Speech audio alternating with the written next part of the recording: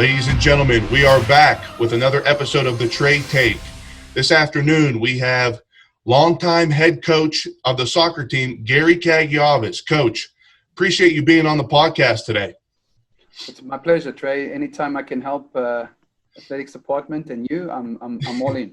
I appreciate that, Coach. And Coach, just jumping right into it, COVID-19 has really put us into a troubling time, and a lot of us had to be quarantined and spend time with our families. How have you and your family been able to do during this pandemic, and what precautions have you guys taken? Well, just like anybody else, we listened to what the CDC was saying, so we kind of didn't go out much. And if you know anything about me, I actually really enjoy being a social animal. And right.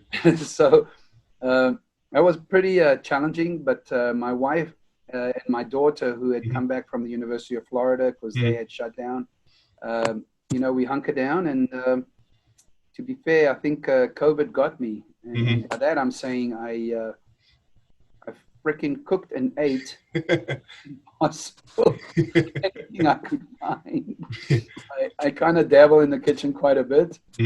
And so I would cook lunch, and then after I was done eating lunch, I'd just start preparing dinner, and then I'd eat dinner, a snack. And I thought I was supposed to lose weight if I got COVID, but I freaking just put on like millions of pounds. Right. Hey, I agree. The quarantine 15 has definitely hit a lot of us. But going into the soccer aspect of it, you're heading into your 25th year as head coach.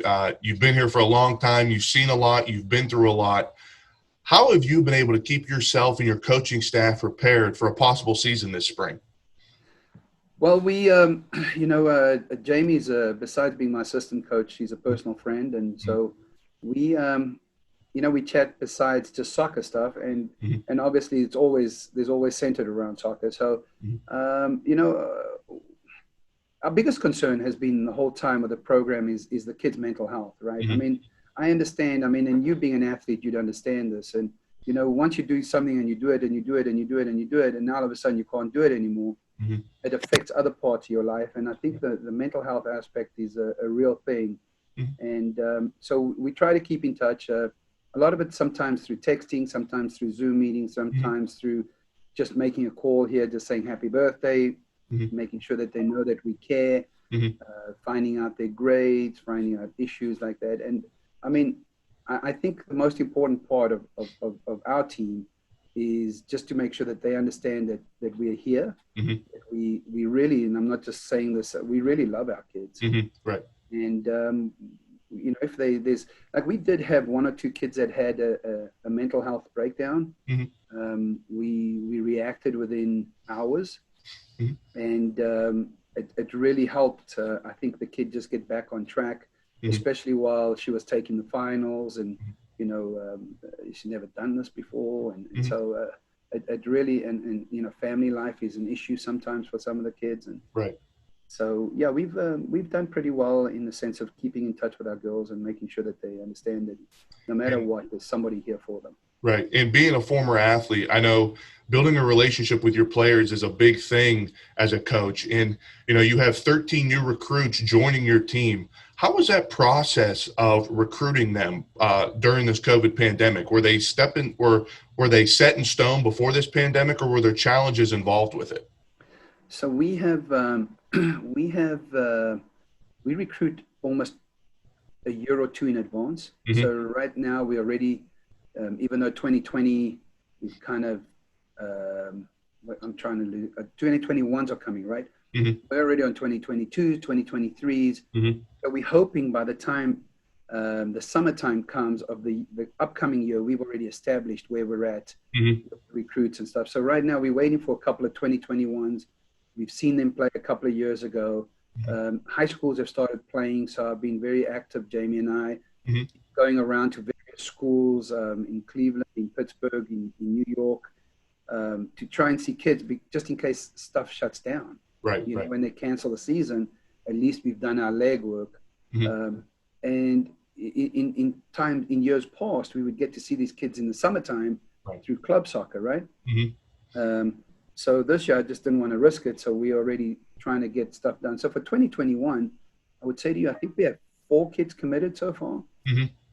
Signing dates November, and guaranteeing you within probably a month we'll have another 4 or 5 committed for 2021. Mm-hmm. So when we shut down in March, we were kind of already ahead of the curve for that. Oh, and that's a great thing to do. I mean, you've been here for so long, you kind of know the ups and the downs of it. And speaking of your veteran players as well, you lose 2 key components to graduation with Danielle Chatton and Sydney Dobbins, who not only earned accolades in the classroom, but both were PSAC honors this past season for you. How do you replace a forward and a midfielder like those two? Firstly, we were fortunate to get them both, right? And I mean, Sydney, if anybody knows anything about Sydney, her personality is infectious, right? Right. So I don't know if we can replace that aspect of Sydney. And then Danielle is just she works out every day, right? Mm-hmm. So it's hard. I mean, somebody's got to step up. We do have a lot of seniors, mm-hmm. and we have many juniors, mm-hmm. and I'm hoping that they at least saw some of the stuff that Danielle and Sydney were doing that they can pick up on and do. But you know, Trey, nobody's been through a pandemic before, mm-hmm. and nobody's been put on hiatus and told, listen, you can't do this, you can't do that. Right. And so this is a learning curve for them too. Mm-hmm. And it's unfortunate that, you know, it's their senior year, and you know, my kids, almost 95% of them graduate in 4 years, right? So I don't anticipate too many of them staying, even though they've been given the opportunity by the NCAA to stay for another semester. Mm-hmm. I mean, that's just additional money. I mean, we don't give out a lot of scholarship money anyway. So, right. But to answer your question, I'm counting on my upperclassmen, my captains, the people that have been here for 4 years and 3 years now to understand what it took to get there, and hopefully they'll do the work. And going right into them, speaking of your upperclassmen, you have a very talented group coming back, only losing 3 seniors last season. You know, coming back, Anna Volker, Cameron Bunowski, Maggie Fragapane, just to name a couple of your players who've really made a big difference for you the last couple of years. What are your expectations for that group that you have, like the experience that they have already of being in the PSAC playoffs and being in that PSAC championship game? What experience and, you know, what are you looking for them when they come back this spring? So no matter what, you always want to get the finals. You always want to win. You always want to, and I anticipate and expect that my kids will want the same. I think this is just Gary, the philosopher, right? I think COVID has changed a lot of things. I think focus in life has changed a lot in where people are and how tomorrow is going to be. And so I want to tell you that I think, Trey, because of our leadership, because of our upperclassmen, we will have another successful year. The reality is I've got 12 seniors that are going to graduate here pretty soon. Right.